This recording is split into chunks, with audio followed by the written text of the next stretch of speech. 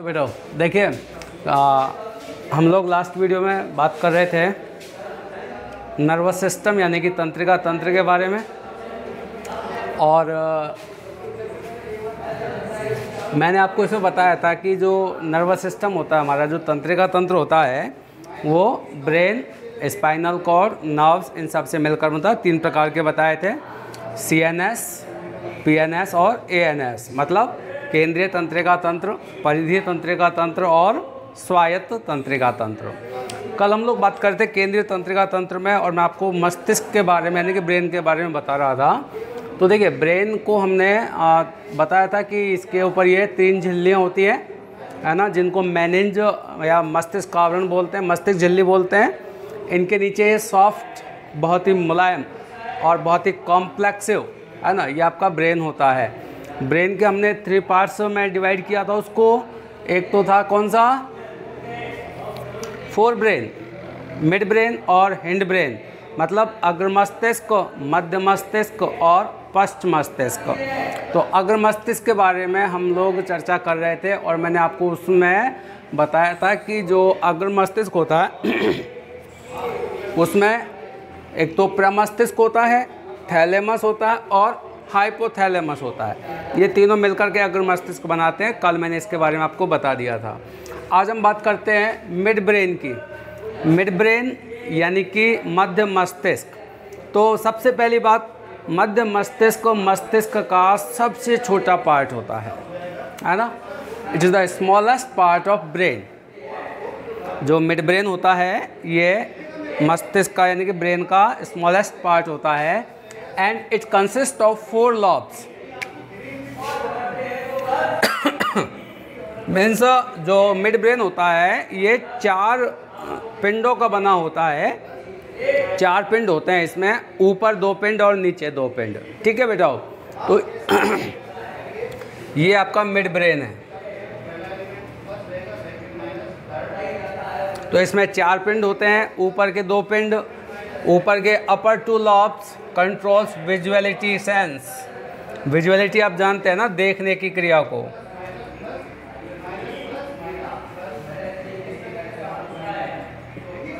और lower 2 lobes control auditory. Auditory होता है सुनने की क्रिया।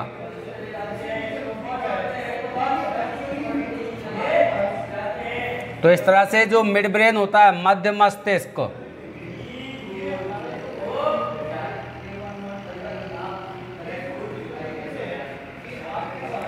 है ना, ये सबसे छोटा पार्ट होता है ब्रेन का। 4 पिंडों से मिलकर बना होता है। इन 4 पिंडों को हम कहते हैं कार्पोरा क्वाड्रिजमीन। इसको हिंदी में भी यही कहते हैं बेटा, कार्पोरा क्वाड्रिजमीन, है ना। वैसे इसको हिंदी में यदि आप कहना चाहो तो पिंड चतुष्क। बड़े अटपटे नाम है, पिंड चतुष्क, कार्पोरा क्वाड्रिजमीन। ठीक है। तो जो मिड ब्रेन होता है यानी कि मध्य मस्तिष्क होता है, ये ब्रेन का सबसे छोटा पार्ट है और ये 4 पिंडों से मिलकर बना होता है। इन 4 पिंडों को पिंड चतुष्क कहते हैं। और इसमें से अपर 2 लॉब्स मतलब ऊपर के 2 पिंड देखने की क्रिया को और नीचे के 2 पिंड सुनने की क्रिया को नियंत्रित करते हैं। सो हम कह सकते हैं कि जो हमारा मिड ब्रेन है ये देखना और सुनना इसको नियंत्रित करता है। ओके बेटा। नेक्स्ट, ब्रेन का 3rd पार्ट होता है हिंड ब्रेन, जिसको हम कहते हैं पश्च मस्तिष्क।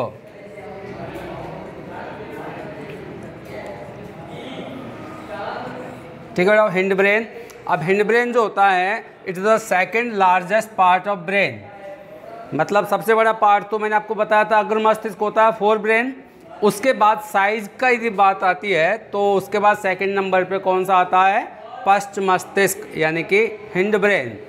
अब ये जो हिंड ब्रेन होता है इसके 3 भाग होते हैं, या यूँ कहें कि 3 से मिलकर के पश्च मस्तिष्क बनता है। कौन कौन से? एक तो होता है बेटा पॉन्स, है ना, दूसरा होता है मेडुला,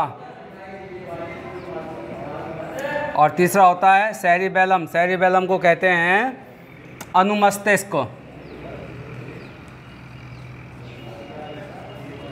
अनुमस्तिष्क। ठीक है, तो ये तीन मिलकर के क्या बनाएंगे? हिंड ब्रेन, पश्च मस्तिष्क। तो पश्च मस्तिष्क के तीन भाग कौन कौन से हैं?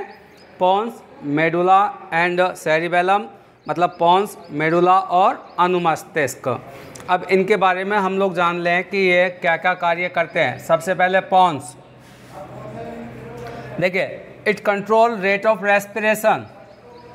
जो पोन्स होता है ये श्वसन की दर को नियंत्रित करता है, यानी कि श्वसन की क्रिया को नियंत्रित करता है। And it connect the various part of brain also, और ये ब्रेन के जो वेरियस पार्ट्स होते हैं, मस्तिष्क के जो विभिन्न भाग होते हैं, उनको भी आपस में जोड़ने का कार्य करता है। तो पोन्स के दो काम हो गए, ध्यान रखना है आपको। एक तो ये रेस्पिरेशन यानी कि श्वसन की क्रिया को नियंत्रित करता है, और इसके अलावा ये मस्तिष्क के विभिन्न भागों को आपस में जोड़ने का काम भी करता है। इसके बाद सेकंड पार्ट है इसका हिंड ब्रेन का, वो है मेडुला, यानी कि इसको हिंदी में कहते हैं मध्यांश।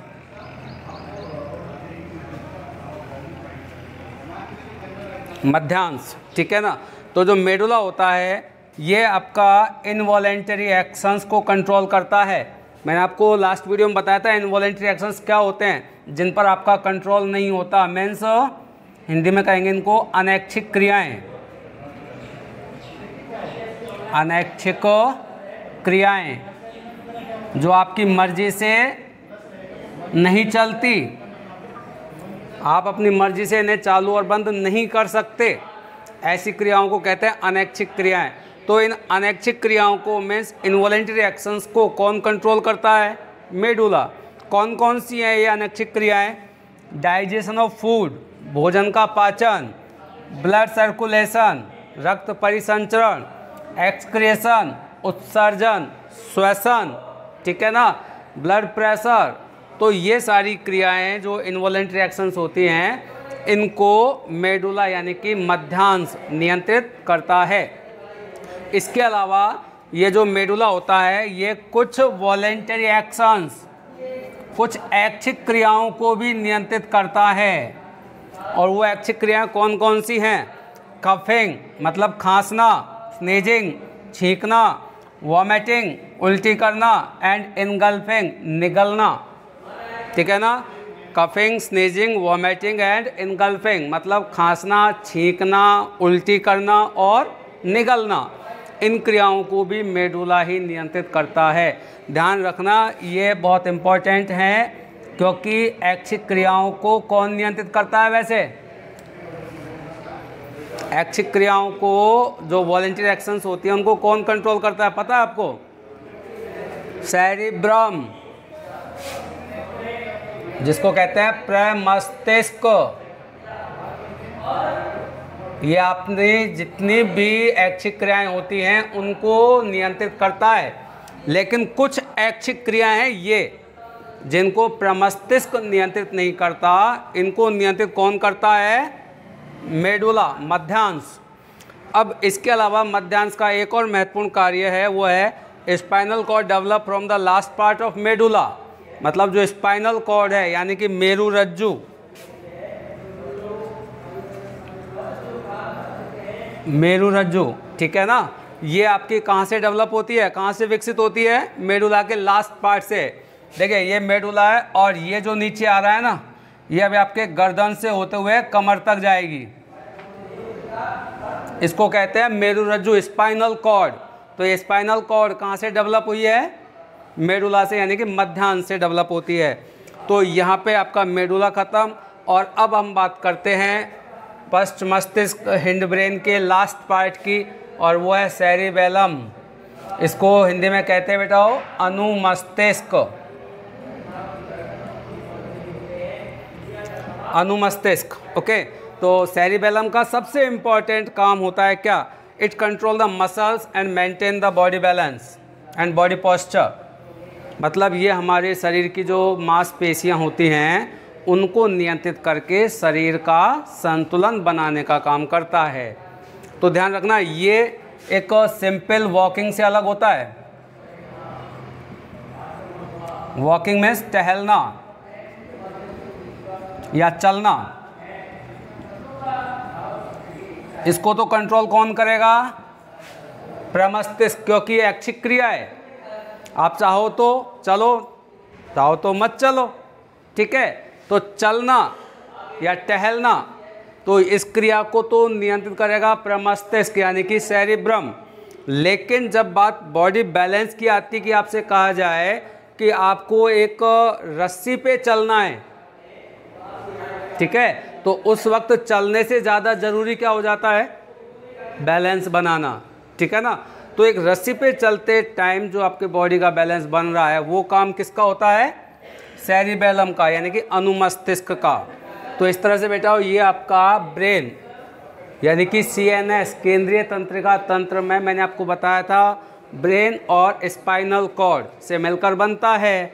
अब ब्रेन हमने पूरा स्टडी कर लिया, अब बात आती है किसकी? क्या है ये? स्पाइनल कॉर्ड, मेरु रज्जु। तो अब हम बात करते हैं मेरु रज्जु की। हाँ भाई देखिए स्पाइनल कॉर्ड, तो स्पाइनल कॉर्ड यानी कि मेरु रज्जु, ठीक है बेटा। मेरु रज्जु कहाँ से विकसित होती है? अभी मैंने आपको बताया मेडुला से, यानी कि मध्यांश से, ठीक है ना। जो मेडुला होता है उसका लास्ट पार्ट आगे चल के मेरु रज्जु बनाता है, स्पाइनल कॉर्ड बनाता है।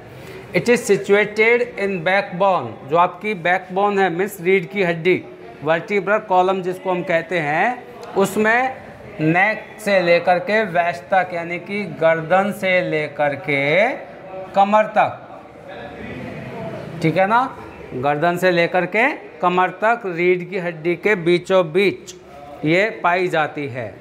आपका ये जो मेरु रज्जु है ये मस्तिष्क में जो हिंड ब्रेन है, पश्च मस्तिष्क, उसमें एक भाग है मध्यांश मेडुला, ठीक है, वहाँ से ये विकसित होती है और वहाँ से गर्दन से होते हुए कमर तक रीढ़ की हड्डी के बीचों बीच पाई जाती है। इसमें से 33 pairs of spinal nerves develop होती हैं। मतलब ये जो मेरु रज्जु होती है इससे दोनों तरफ मतलब दाईं ओर और बाईं ओर 33 जोड़ी मेरु तंत्रिकाएं विकसित होती हैं। 33 pairs of spinal nerves develop from spinal cord, 33 जोड़ी जो कि पूरे शरीर में फैली होती हैं। अब ये जो स्पाइनल कॉर्ड होता है, मेरु रज्जु जो होता है, इसका मुख्य काम क्या है? इसका मेन फंक्शन होता है कि ये रिफ्लेक्स एक्शन को कंट्रोल करती है। रिफ्लेक्स एक्शन हम बोलते हैं प्रतिवर्ती क्रिया, प्रतिवर्ती क्रिया, ठीक है बेटा। तो प्रतिवर्ती क्रियाओं को नियंत्रित कौन करता है? रिफ्लेक्स एक्शन को कंट्रोल कौन करता है? स्पाइनल कॉर्ड यानी कि मेरु रज्जु। अब हम ये जान लें कि प्रतिवर्ती क्रिया यानी कि रिफ्लेक्स एक्शन क्या होती हैं। देखिए एक्सटर्नल एनवायरनमेंट में जब भी कोई सडन चेंज होता है, ठीक है, तो उसके अगेंस्ट जो हम रेस्पॉन्स करते हैं उसको हम रिफ्लेक्स एक्शन कहते हैं। फॉर एग्ज़ाम्पल जैसे आपका हाथ किसी हॉट प्लेट के या गर्म वस्तु के टच हो जाता है तो आप तुरंत अपना हाथ हटा लेते हैं, हटा लेते हो ना, कि सोचते हो कि यार हाथ गर्म चीज़ के टच हो गया, इसको हटाऊं या नहीं हटाऊं? सोचते हो क्या? हैं? नहीं सोचते ना, अपने आप ही हट जाता है। ऐसे चलते चलते पैर के नीचे यदि कोई नुकीली वस्तु आ गई, जैसे कोई कांटा लग गया आपको, क्या करोगे? सोचोगे कि शायद कांटा लग गो दिखे यार, हैं, इसको हटाऊं कि नहीं हटाऊं? सोचते हो क्या? नहीं ना, तुरंत आपका पैर वहाँ से हट जाता है ना। और जब भी कोई खाने की बहुत अच्छी सी है ना डिलीशियस स्वीट्स आपको देख लेते हैं, स्वादिष्ट, ठीक है ना, तो कुत्ते की तरह लार टपकने लगती है आपकी, टपकती है ना? हाँ मुझे पता है, ठीक है। तो ये सारे कैसे एक्शन हैं? रिफ्लेक्स एक्शन है, प्रतिवर्ती क्रिया है। आप इनको सोच समझ के नहीं करते, है ना। एक्सटर्नल एनवायरनमेंट में, बाहरी वातावरण में जो भी कोई चेंज हुआ, अचानक सडन चेंज हुआ, अचानक चेंज हुआ, तो आप तुरंत रेस्पॉन्स कर देते हैं बिना सोचे समझे, अपने आप हो जाती हैं। तो ऐसी क्रियाओं को हम क्या कहते हैं? प्रतिवर्ती क्रिया। और इन प्रतिवर्ती क्रियाओं को नियंत्रित कौन करता है? स्पाइनल कॉर्ड, मेरु रज्जु। तो देखिए यहाँ पे मैंने एक डायग्राम के थ्रू इसको समझाने का प्रयास किया है। देखिए ये आप में से किसी का एक सुंदर सा हाथ मैंने बनाया है और ये एक लोहे की कील है।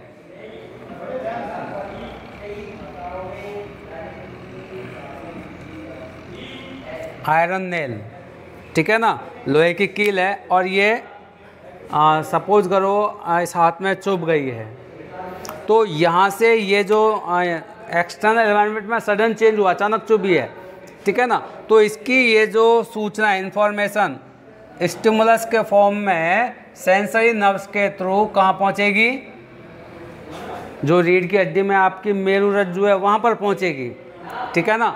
यहाँ पे इस सूचना का विश्लेषण होता है, एनालिसिस होता है और उसके बाद यहाँ से ये सूचना, ये डिसीजन एक दूसरी तंत्रिका के द्वारा इस अंग की पेशियों तक लाया जाता है। तो सूचना को मेरुरज्जु तक पहुँचाने वाली तंत्रिका तो है सेंसरी, जिनको हम कहते हैं संवेदी तंत्रिका।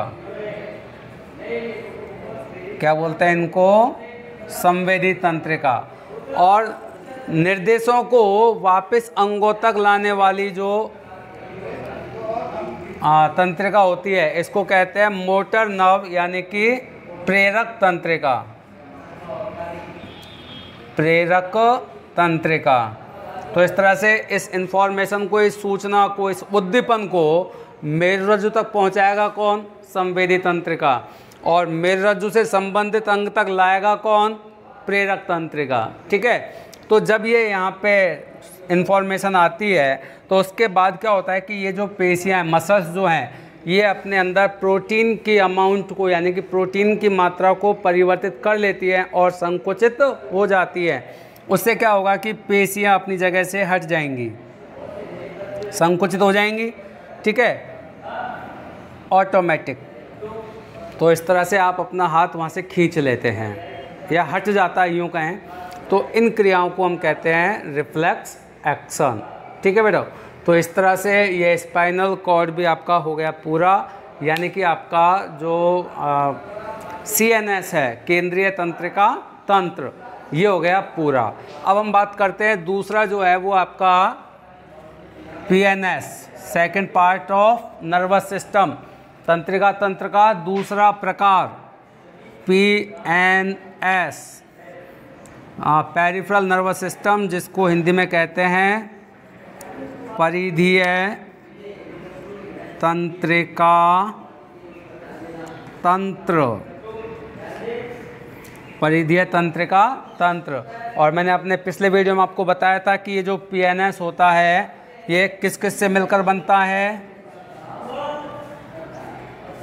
क्रेनियल नर्व्स और स्पाइनल नर्व्स।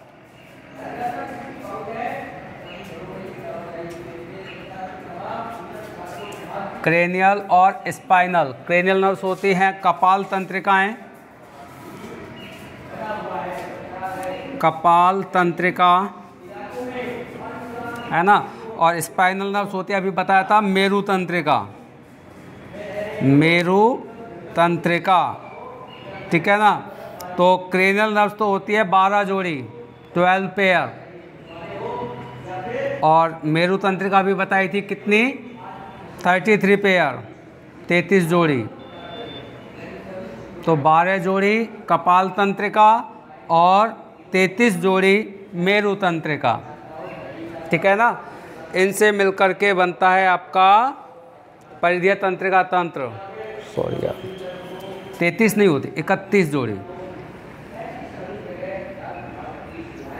सॉरी 31 है ना, 31 pair of spinal nerves and 12 pair of cranial nerves.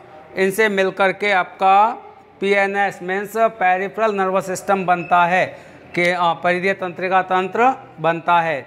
देखिए जो भी आपका मेन रेगुलेटिंग यूनिट है ना, नियंत्रण की जो मुख्य इकाई है, वो या तो ब्रेन है या फिर स्पाइनल कॉर्ड है, या तो मस्तिष्क है या फिर मेरुरज्जु है।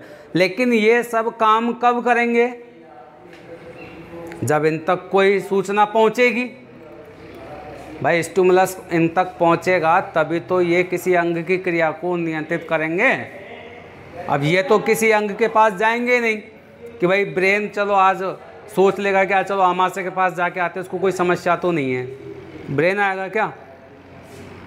नहीं आएगा ना। बस आमाशय से ही सूचना ब्रेन तक पहुंचेगी तो ब्रेन डिसीजन ले लेगा, है ना। और ये सूचना कैसे पहुंचेंगी?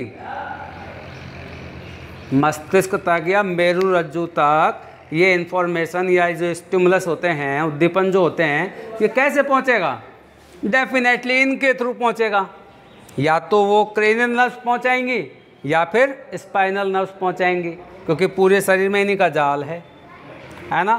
तो एक तरह से जो पीएनएस है, पेरिफेरल नर्वस सिस्टम होता है, ये सीएनएस को असिस्ट करता है, मतलब उसका सहायक है। ये एक्शन तो सारे जो भी लेना है वो कौन लेगा? सीएनएस, या तो ब्रेन लेगा या फिर स्पाइनल कॉर्ड लेगा। लेकिन वहाँ तक स्टिमुलस को कैरी कौन करेगा? या तो क्रेनियल नर्व्स या फिर स्पाइनल नर्व्स, ठीक है। तो यह इस तरह से आपका ये PNS, peripheral nervous system complete, ठीक है। इसके बाद हम लोग बात करते हैं एएनएस, यानी कि तीसरे प्रकार का तंत्रिका तंत्र, एएनएस ऑटोनोमस नर्वस सिस्टम।